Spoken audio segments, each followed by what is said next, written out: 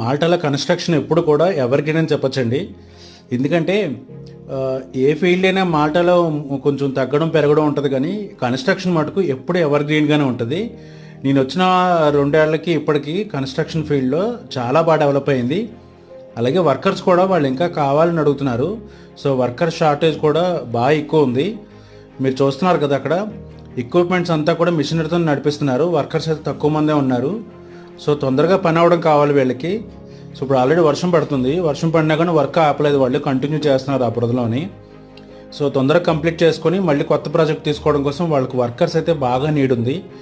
So ఎక్కువ salaries కూడా pay చేస్తాయండి companies. మినిమంగా వచ్చేటప్పటికి 8 నుంచి 9 ఇస్తాయండి, మ్యాక్సిమం 12, 13 కూడా ఇస్తాయి.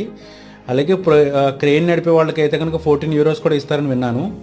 సో మెయిన్ ఏంటంటే వర్కర్ షార్టేజ్ అయితే మాల్టాలో బాగా ఎక్కువ ఉంది. So please subscribe.